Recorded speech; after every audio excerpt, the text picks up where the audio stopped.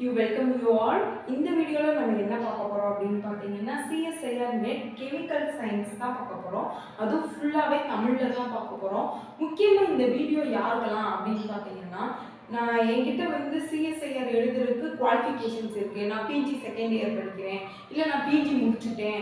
But எனக்கு வந்து எங்க இருந்து ஸ்டார்ட் பண்ணனும்னு தெரியல, எதெல்லாம் படிக்கணும்னு தெரியல அப்படினு சொல்றவங்களுக்காக தான் CSIR net chemical science exam பத்தின இன்ஃபர்மேஷன்ஸ் நம்ம அடுத்த வீடியோல இன்னும் நிறைய நம்ம வந்து டிஸ்கஸ் பண்ணலாம். அதுக்கு முன்னாடி நம்ம வந்து டாபிக் உள்ள போயிடலாம். CSIR net chemical science போர்ஷன்ஸ்ல வந்து ஃபர்ஸ்ட் இருக்கக்கூடியது என்னன்னா அயனைசேஷன் எனர்ஜி அப்படின்னு சொல்லுவாங்க. அதை தான் நம்ம இப்போ பார்க்க போறோம். இந்த அயனைசேஷன் எனர்ஜி எதை ரெப்ரசன்ட் பண்ணுது அப்படின்னா ஒரு ஸ்ட்ரக்சர் ஆஃப் ஆர்பிட்டல்ல வந்து அதில் இருக்கக்கூடிய வேலன்சி எலக்ட்ரான் செல்லில் வந்து ஒரு எலக்ட்ரானை பிரித்து எடுக்கிறதுக்கு நாம கொடுக்குற எனர்ஜி தான் அயனைசேஷன் எனர்ஜி அப்படின்னு சொல்றாங்க. இன்னும் தெளிவாக உங்களுக்கு சொல்லணும் அப்படின்னு பார்த்தீங்கன்னா இப்போ ஒருத்தர் ரெண்டு பேர் இங்கே நிற்கிறாங்க அப்படின்னா ரெண்டாவது வரிசையில் வந்து எப்படி ஒரு 4 பேர் இருக்காங்கன்னு வச்சுக்கோங்க. 4 பேர் இருக்காங்க. அதில் ஒரே ஒரு ஆளை நீங்கள் பிடிச்சி இழுக்கிறீங்கன்னு வச்சுக்கோங்க. ஒரு 4 பேர் இருக்காங்கன்னா உங்களுக்கு ஒரு ஆளை நீங்கள் பிடிச்சி இழுக்கிறீங்கன்னா அவங்கள இழுக்கிறதுக்கு நீங்கள் கொடுக்குற எனர்ஜி தான் அயனைசேஷன் எனர்ஜி அப்படின்னு சொல்கிறாங்க. இதில் இந்த பீரியாடிக் டேபிளில் அயனைசேஷன் எனர்ஜியை ரெப்ரசன்ட் பண்ணுறாங்க எப்படின்னா பீரியட், அதாவது பீரியாடிக் டேபிளில் left to during the periodic table left to right போக போக போக என்ன ஆகும்னா அயனைசேஷன் எனர்ஜி இன்க்ரீஸ் ஆகும் அப்படின்னு சொல்கிறாங்க. டாப்ல இருந்து பாட்டம் வர என்ன ஆகும்னு சொல்றாங்கன்னா அயனைசேஷன் எனர்ஜி டிக்ரீஸ் ஆகும் அப்படின்னு சொல்றாங்க. ஐ திங்க் இப்போ வந்து கான்செப்ட்ல நீங்க கிளியரா இருப்பீங்க அப்படின்னு நினைக்கிறேன். ஒன்றும் இல்லை, அயனைசேஷன் எனர்ஜினா என்னது, ஒரு ஆர்பிட்டாலில் இருக்கக்கூடிய அதுவும் வேலன்சி செல்லில் இருக்கக்கூடிய ஒரு எலக்ட்ரானை பிரித்து எடுக்கிறதுக்கு நாம் கொடுக்கக்கூடிய எனர்ஜி தான் அயனைசேஷன் எனர்ஜி. ஒன்றும் இல்லை, ஒரு கடைசி வட்டப்பாதையில் ஒரு எலக்ட்ரானை பிரித்து எடுக்கிறதுக்கு நாம் கொடுக்குற எனர்ஜி தான் அயனைசேஷன் எனர்ஜி அப்படின்னு சொல்கிறாங்க.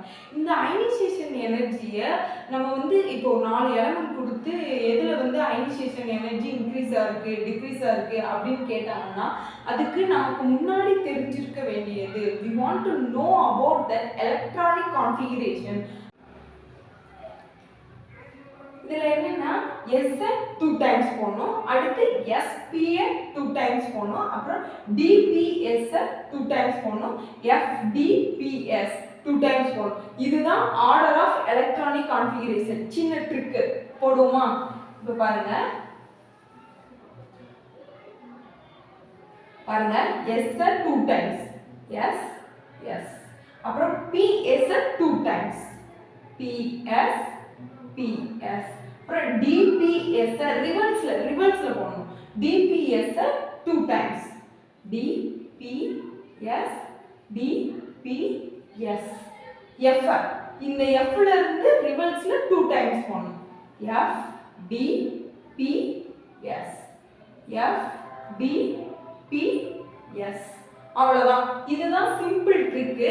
இப்போ பாருங்களேன், இப்போ நம்ம ஒரு ஆட்டமுக்கு வந்து எலக்ட்ரானிக் கான்ஃபிகரேஷன் போடுவோமா? இப்போ நைட்ரஜன் எடுத்துக்கிடுவோம். Nitrogen atomic number 7. அதுக்கு எலக்ட்ரானிக் கான்ஃபிகரேஷன் போடணும்னா ரொம்ப ஈஸியாக நம்ம வந்து எப்படி போடுறது அப்படின்னா 1s2 2s2 2p6 7 நம்ம இங்கே என்ன ஃபில் ஆகும், இங்கே 2 7ல 4 போயிடுச்சுன்னா மிச்சம் 3, ஸோ 3. அவ்வளோதான். அப்போ நைட்ரஜனுக்கு எலக்ட்ரானிக் கான்ஃபிகரேஷன் என்ன, 1s2 2s2 2p3. அவ்வளோதான். Very simple.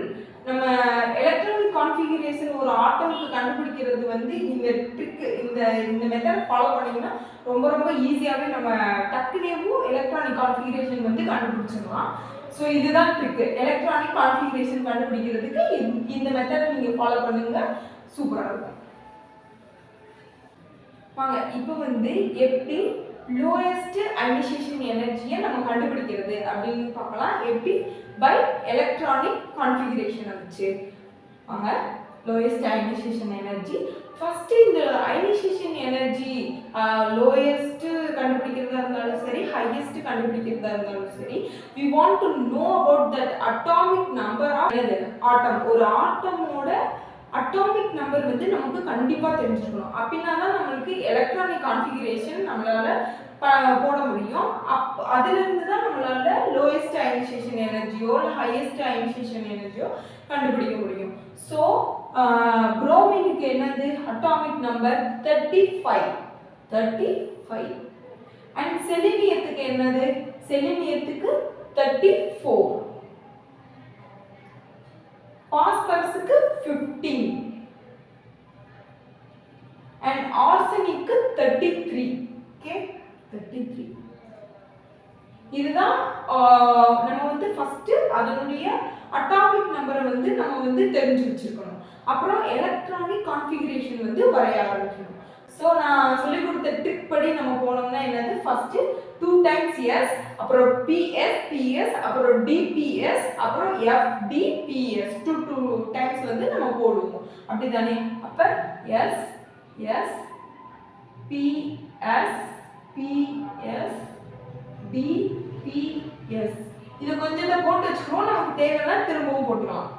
1s2 2s2 2p6 3s2 3p6 4s2 3d10.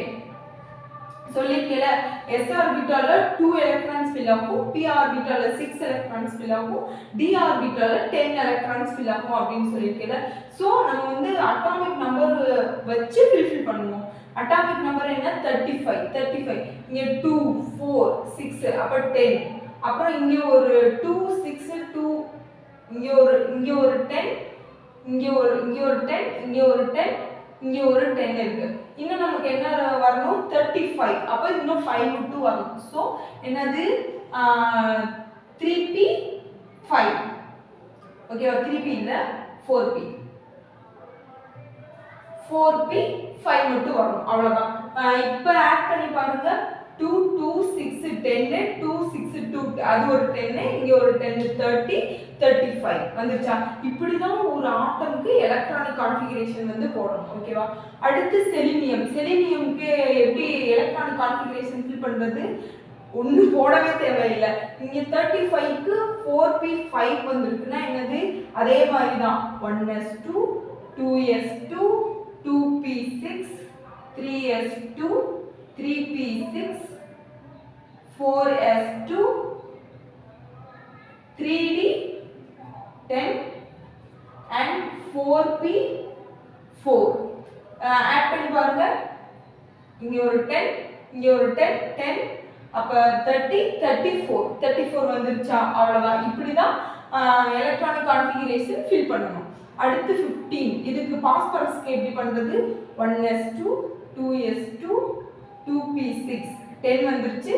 3s2 3pல இங்க என்னது 10 2 வந்துருச்சு. இன்னும் 15ல 3 மட்டும் தான் ஃபில் ஆகணும். சோ 3 15 ஆட் பண்ணி பாத்தீங்கன்னா 15 வந்துரும். அப்புறம் ஆர்சனிக் எப்படி பண்றது? 1s2 2s2 2p6 3s2 3p6 4s2 3d10 30 வந்திருக்கும். 10 10 10 30 அப்புறம் 4pல 3 மட்டும். ஓகேவா? இப்படிதான் எலக்ட்ரானிக் கான்ஃபிகரேஷன் வந்து ஒரு ஆட்டம்க்கு நம்ம வந்து ஃபில் பண்ணணும். ஓகேவா? இப்போ பாருங்களேன், என்ன சொன்னேன், ஹாஃப் ஃபில்டா இருந்தாலும் ஃபுல் ஃபில்டா இருந்தாலும் ரொம்ப ஸ்டேபிள் காம்பவுண்டா இருக்கும். அப்போ அயனைசேஷன் எனர்ஜி அதுக்கு ஸ்ட்ராங்கா இருக்கும்னு நான் சொன்னேன். ஸோ எதுலையாச்சும் ஹாஃப் ஃபில்டு இல்லைன்னா ஃபுல் ஃபில்டு ஆட்டம் வந்து இருக்கா அப்படின்னு பார்க்கணும். லாஸ்ட் வேலன்சி எலக்ட்ரான்ல 4p5 6 இருந்தால் தான் நமக்கு ஃபுல் ஃபில்டு, 3 இருந்தால் ஹாஃப் ஃபில்டு. அப்போ 5 இருக்கு. ஸோ நாட் 4p4 இல்லை. இங்கே பாருங்களேன் 3p3 ஹாஃப் ஃபில்டா இருக்கு. அப்போ அது ஸ்டேபிள் காம்பவுண்ட், ஸ்டேபிள் ஆட்டமா இருக்கும். இங்கேனாது 4p3 இதுவும் ஸ்டேபிள் ஆட்டமா இருக்கும். ஸோ இது ரெண்டும் லோயஸ்ட் அயனைசேஷன் எனர்ஜிக்கு வராது. ஏன்னா இது ரெண்டுமே ஹையஸ்ட் அயனைசேஷன் எனர்ஜி. ஏன் ஹாஃப் ஃபில்டா இங்கே ப்ரெசென்ட் ஆயிருக்கு. ஸோ பாஸ்பரஸ் கிடையாது, ஆர்சனிக் கிடையாது.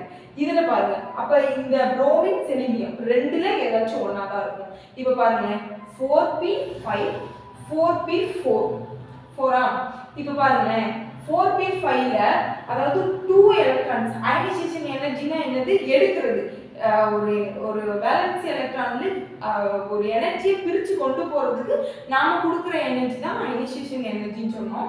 ஸோ வந்து என்ன ஆகும் பிரித்து கொண்டு போகணும் அப்படின்றப்ப என்னது இங்கே வந்து 2 எலக்ட்ரான்ஸை கொண்டு போனால் தான் ஹாஃப் ஃபில்டாக அது மாறும். ஓகேவா? பட் இதை பாருங்க 4p4 ஒரு எலக்ட்ரானை பிரித்து எடுத்தாலே 4p3 ஆயிரும். அது ஸ்டேபிள் காம்பவுண்ட் ஆயிரும். ஹாஃப் ஃபில்டு ஆட்டம் ஆகி அது ஸ்டேபிள் அயனைசேஷன் எனர்ஜியா அதாவது ஸ்டேபிள் அயனைசேஷன் எனர்ஜியா மாறிடும். லோயஸ்ட் அயனைசேஷன் ஒன்று பிரிச்சாலே நமக்கு வந்து 4p3 வருது. இங்கே 2 அயன்ஸை பிரிக்கணும். அதனால எது லோயஸ்ட் அயனைசேஷன் எனர்ஜி? செலினியம் தான் லோயஸ்ட் அயனைசேஷன் எனர்ஜி. எது ஆன்சரா இருக்கும்? செலினியம் தான் ஆன்சரா இருக்கும். லோயஸ்ட் அயனைசேஷன் எது? அயனைசேஷன் எனர்ஜி இருக்கக்கூடிய ஆட்டம் எது? செலினியம். இந்த மாதிரி தான் ஒரு ஆட்டம்ஸ்க்கு நடுவில் இருக்கக்கூடிய அயனைசேஷன் எனர்ஜி வந்து நம்ம வந்து கால்குலேட் பண்ணணும். அண்ட் இப்போ வந்து நான் உங்களுக்கு ஒரு எக்ஸாம்பிள் சம் இல்லை டெஸ்ட் சம் வந்து ஒன்று கொடுக்குறேன். நீங்கள் வந்து கரெக்டாக ஆன்சர் கமெண்ட் பண்ணுங்கள். எந்த அளவுக்கு உங்களுக்கு வந்து புரிஞ்சிருக்கு அப்படின்றது அப்போனா தான் எனக்கு தெரியும். அண்ட் இந்த மாதிரி வீடியோஸ் வந்து நம்ம சேனலில் வந்து அடுத்தடுத்து கண்டிப்பாக வந்துகிட்டே இருக்கும். சிஎஸ்ஐஆர் நெட் கெமிக்கல் சயின்ஸ் பற்றினது. அண்ட் என்ன கொஸ்டின் கேட்டோம்? லோயஸ்ட் எனர்ஜி வந்து கண்டுபிடிங்க. A magnesium, B sulphur, C aluminium and D phosphorus. இந்த லோயஸ்ட் எனர்ஜி